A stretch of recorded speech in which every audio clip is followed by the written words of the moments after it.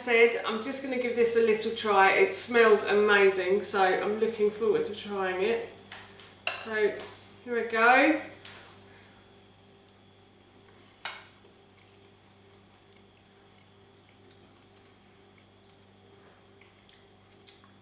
The bacon and the pumpkin really complement each other. They go really nicely together.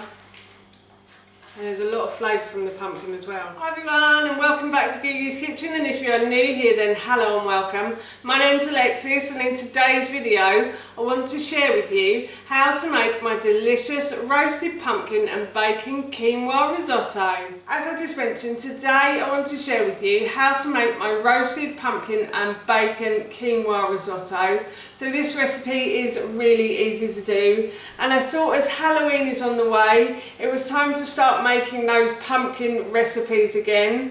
I love pumpkin. I think it's really delicious, and I love seeing it in the shops at this time of year. It brightens up those cold winter days, I think, and I love making things with it as well because it is such a bright colour. It feels like you're eating something healthy but also something that's going to make you smile. I know that sounds funny, but it does kind of make me smile looking at a pumpkin. I'm a weird person. Anyway, what I've done is I've just simply sliced the pumpkin in half and removed the seeds, and all I'm going to do is I'm going to put this pumpkin into my baking tray. In the original recipe I actually said to peel and remove the seeds and then chop the pumpkin up, but I actually find it easier to cook a pumpkin this way than peeling it and chopping it. All I'm going to do at the end is just scoop out the flesh when it's cooked, and to that I'm going to add some onions as well. So I've just peeled and quartered an onion, and then I've also got some garlic here as well, so I'm just going to add the garlic around the outside. And I'm going to add a pinch of salt and pepper to that as well. So salt and pepper to your taste. If you don't like it, then you don't have to add it.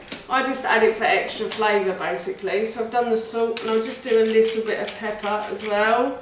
And then to that, I'm going to add some olive oil.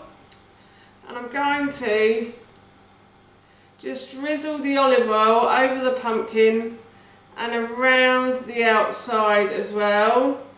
And I might just grab a brush and just brush that over because I've realised I can't toss those ingredients together.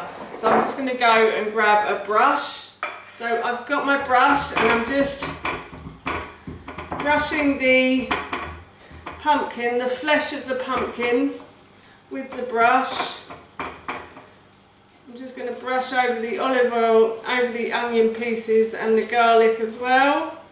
And now I've preheated my oven already, and my baking tray is hot as well, so I preheated my oven to 200 degrees, and then once I preheated my oven I then put a baking tray into the oven while it's preheating. So the baking tray is already warm, so this will hopefully help to penetrate the vegetables to cook and go a lovely golden brown colour as well. So I'm off to put this into the oven now for about 35 to 40 minutes. While the pumpkin is cooking, I'm going to cook the quinoa now. You can use quinoa, or you could use brown rice or white rice if you wanted to.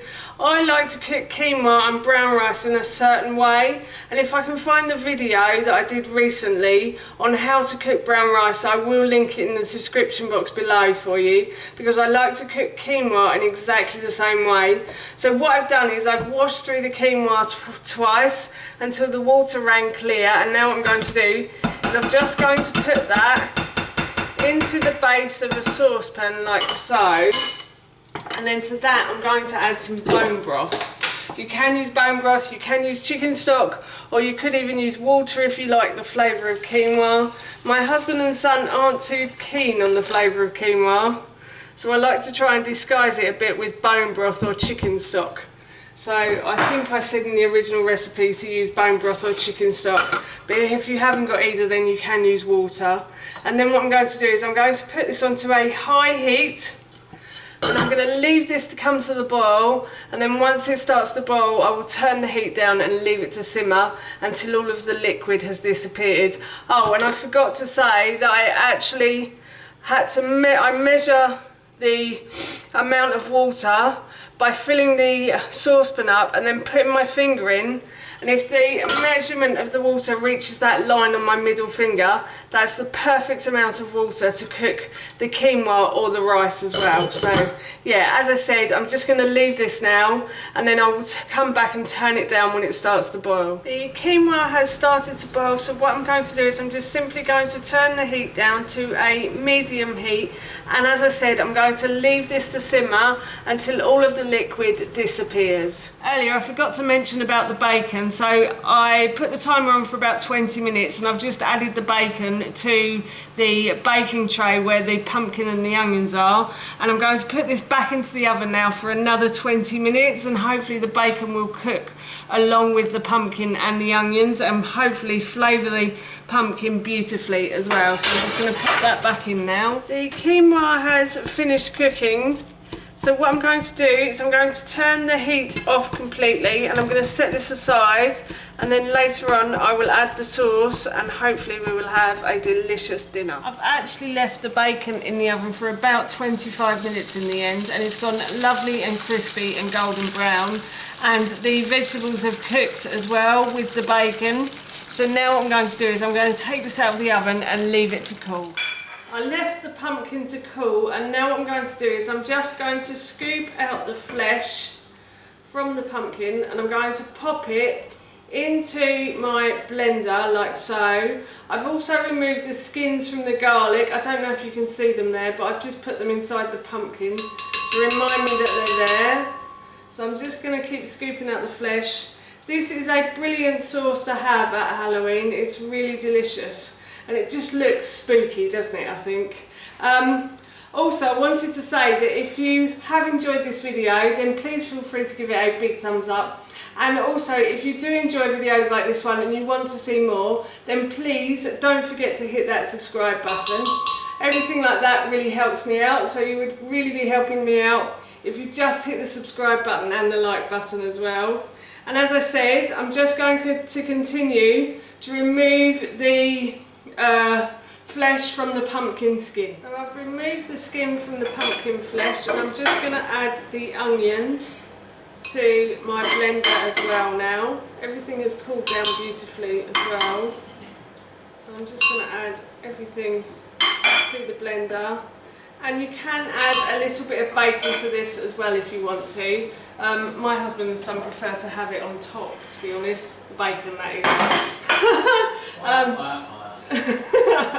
So yeah, you can add a little bit of bacon, and now I'm just going to add some chicken stock to this. So I need to add about 200 mils. So I'm just going to add some stock to the base, like so. I think that was about 200 mils. And now I'm just going to blend these ingredients together.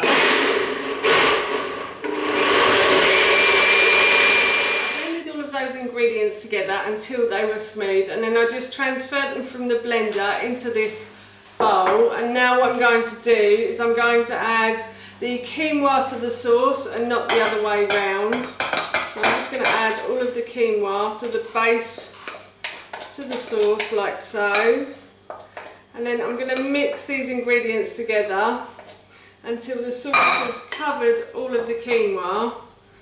And then what I'm going to do is I'm going to serve some up and try it and let you know how it tastes.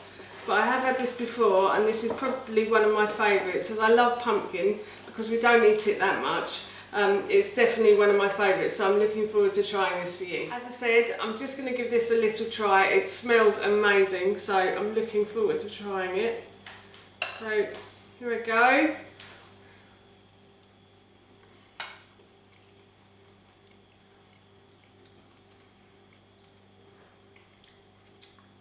The bacon and the pumpkin really complement each other. They go really nicely together. And there's a lot of flavour from the pumpkin as well. So I'm looking forward to having that for my dinner this evening. That's how you make my delicious roasted pumpkin and quinoa risotto, and that recipe I will link in the description box below for you. As I mentioned earlier, we're going to be having this for our dinner this evening, and it smells and tasted so good, I can't wait. So for now, that's it from me. Thank you so much for watching. Please feel free to give me a big thumbs up if you enjoyed this video, and please feel free to leave any comments below. And please don't forget to hit that subscribe button. See you all soon. Bye!